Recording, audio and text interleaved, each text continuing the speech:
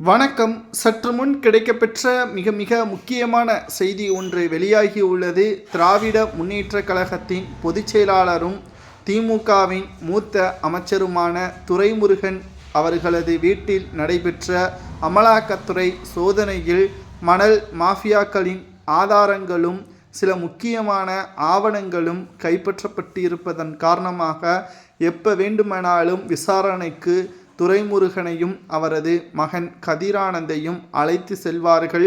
மேலும் வயது மூப்பின் காரணமாக இருக்கக்கூடிய துரைமுருகனால் இனியும் சிறையில் மீதி காலத்தை கழிக்க முடியாது. தற்பொழுது அதிரடியான சில நடவடிக்கைகளை மேற்கொள்வதற்கு மோடி அவர்களது காலில் விழக்கூட தயார் என்பதற்கேற்ப அரசியல் வட்டாரங்களில் பேசும் பொருளாக மாறியுள்ளது. திடீரென்று டெல்லி பயணம். அமைச்சர் துரைமுருகன் மோடி அவர்களையும் அமித்ஷா அவர்களையும் சந்திக்க உள்ளதாகவும் தகவல்கள் வெளியாகியிருந்த நிலையில் இன்று டெல்லி பயணத்திற்கு மேற்கொண்டுள்ளார். மேலும் தனிப்பட்ட இரகசியமாக இந்த சந்திப்பு அமையும் என்றும் கூறப்படுகிறது.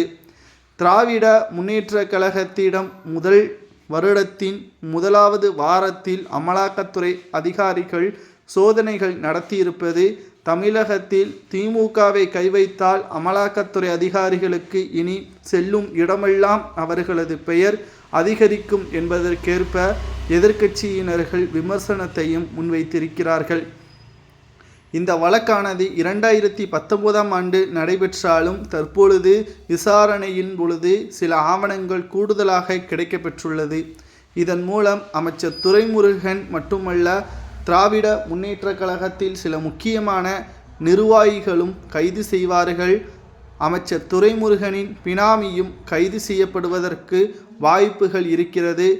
மேலும் பூஞ்சோலை சீனிவாசன் அவர்களது வீட்டில் கட்டுக்கட்டாக கைப்பற்றப்பட்ட 200 ரூபாய் நோட்டுகள் சுமார் 11 கோடி ரூபாய் கைப்பற்றப்பட்டதாக தகவல்களும் வெளியாகியுள்ளது.